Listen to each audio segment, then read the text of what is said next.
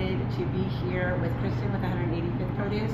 I am Stephanie Collazo, founder of Clean Food Mama and your host of the Ruby Table Talks. And again, we're excited to be here at 185th Produce with Kristin and be able to showcase some greens. So they just actually got an order in of some greens that are really, we call underrated a little bit, again, of the vegetables that we have that are underrated. So we're going to talk about mustard greens, collard greens, kale, spinach, and some microgreens. So I will send it over to Kristin and have her talk a little bit about that. Thanks for coming this way again to hang out with us in the store. And we do have customers in the store, so they're shopping. Please don't hesitate to come get what you need, guys. So yeah, we're excited. I was a little nervous because the greens weren't here, and literally they got here about 2 minutes before y'all pulled up. So we have some fresh red chard, collard greens, mustard greens, kale, and spinach to talk about, and we also have some microgreens we'll chat about as well. But yes, definitely kind of an underrated veggie, and a thing that people sometimes are afraid to use or not sure what to do, or they just kind of stick with spinach and don't move beyond spinach. But there's so much nutrition in these, and they're beautiful, and there's different ways to prepare them. So yeah, and we were going to talk about, because I think sometimes when we think about getting more plant foods into our life, we think about just spinach or kale or the things that kind of make really boring salads. But one thing we want to do is showcase these vegetables, how you can use them more. So many wonderful dishes that you can make, so you can kind of mix it up each week. But also just knowing that they are coming. You saw these when they first came out. So they are amazingly crisp, clean, wonderful and beautiful looking. So that's the one thing about getting more nutrients. A lot of these are full of A, K, and C vitamins, calcium, and lots of fiber. So that's a great thing that will help you to get in more plant foods and get in more foods that just help nourish your body. So we're excited. I think we're going to start with the collard greens. About maybe a couple ways that we can use them. Maybe kind of show people what they kind of look like. So here's the collard greens. Super popular in southern cooking, that they're delicious. They can be used, as Stephanie learned, as like a wrap. They can be cooked, they could be steamed or blanched. Yeah, so one time when we do, we'll stick them in a pot just a little bit. So replacing like a rice paper wrap, so you can just get them a little bit soft, just a little bit of warm water that you put on the stove and cool down, just to be able to get the back stem so it'll bend, so you're not cracking them and breaking them. But yeah, they wrap great. You can use them raw, or you can use them cooked a little bit or blanched. Add in a cooked food like black beans or something like that. And the raw, you can do like a hummus, and then add in your carrots and your avocados, and it's amazing. I love using those. The kids so love using pretty. those. Yeah, they're gorgeous. And then the next one we have is red chard. Red chard, yeah. Gorgeous. Here's our red chard. Chard does come in some different varieties, but the red just looks so pretty, so that's why I picked that one. I love it. Kind of reminds me of the, I'm going to forget the name, that we used to use years ago to make pies at the bottom. But Rhubarb. Rhubarb. Yeah, it definitely has a rhubarb look to it. It does. So these ones, I think we discussed, can kind of be used. You can steam them. You can use them in any kind of dish. Usually even soups or salads and stuff. But yeah, these are amazing too. You can just check the crispiness. I mean, I think that's what's so beautiful about them.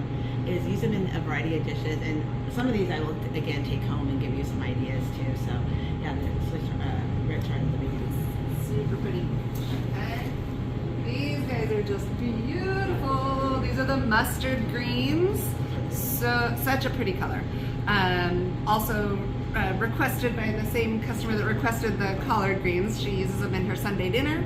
So yeah, they are really beautiful. A little more delicate than these thicker greens, but they still can hold up well in soups and things like that. Yeah, absolutely. And I think these have a lot of good more properties for helping you with your health and stuff too. So they have a lot more antioxidants in them. So that's the beautiful thing about them. I haven't actually eaten a lot of mustard greens, so that's not something I've done a lot. Have you had? We have had them. We usually do just a quick saute, which is really kind of how our family uses greens a lot. We don't overthink it a whole lot. We'll chop them up and saute it with a little garlic, lemon juice. For us, we use butter. Yeah, that's what I said when I was looking online about them. Yeah, garlic and lemon juice. Probably brings out more of the flavor too. And then the things people are a little more used to seeing is the spinach, grab some kale that I'm dropping everywhere. So yeah, these are probably the more traditional greens that people are more comfortable using, have figured out how to, you know, make kale chips or spinach smoothies, all those sorts of things. But again, they can even just be in a quick saute and you've got a great healthy dish. Absolutely. And I know my son, or my oldest son, he loves this. We make it with a chickpea, tomato, and it's like a sweet and sour chickpea. I'm not sure if I have that up on the blog, but that's what it's delicious. And actually, yeah, when it comes down, it's amazing. Yeah. And Stephanie's probably already shared this, but a nice tip if you want to do like a raw kale salad is to massage it with some salt to help soften it up and make it a little easier to eat and digest. Yeah, I think they were suggesting that when dressing too, or whatever stuff. Yeah, that's awesome. We're trying to make kale chips. I haven't tried to make kale chips yet, but that's something that would be definitely you could do in the air fryer. Yeah. Thanks, Aloha. You want to talk about where the Microgreens over here. We'll scoot over here. So our microgreens are grown fresh for us every week from a local guy in Hillsborough who just does it as a fun passion project. He actually works full time at Intel, but he enjoys growing things. And so we typically have here his pea shoots, sunflower shoots, cantaloupe shoots.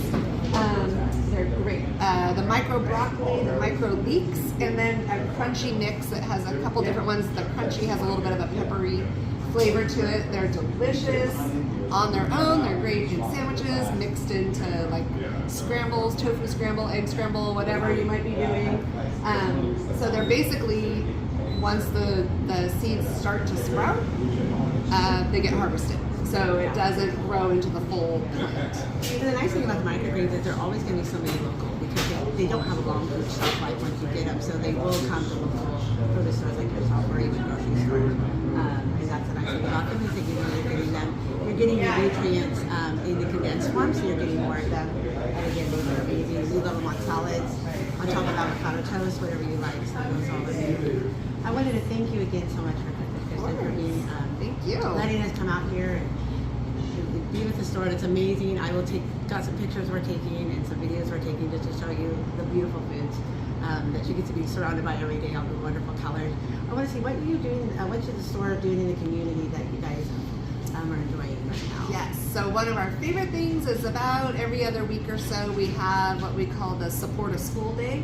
So our local elementary schools, their PTOs have brought us t-shirts.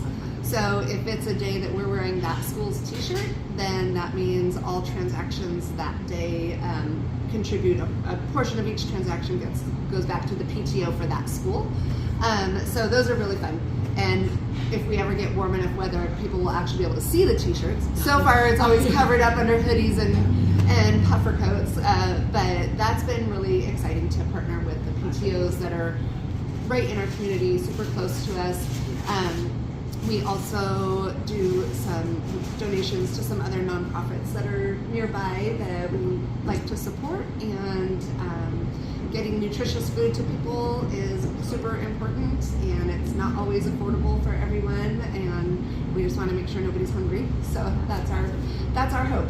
Yeah, I love watching. If you ever again follow them on how they can follow and support you. Yeah, on Facebook we're at 185th Produce. I think that's also Instagram, but I tend to forget Instagram and I'm trying to be better about that. But yes, we post a lot on Facebook to show you any new things that are coming in.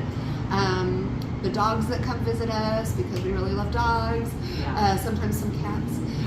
Sometimes recipes and just new things we have in the store and ways that we can support our community. So yeah, that's the best place to find us. We did just launch an email list as well, so I'll get that link to Stephanie if anybody wants to join that.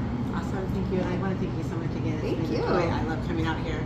Love being able to get the foods and excited to be able to share them and share the dishes that can make and get more plant foods in your life. Yes. So we'll hope that you'll join the next episodes, and we'll be back out again next month with Kristin, and want to thank you guys and hope that you have a wonderful day.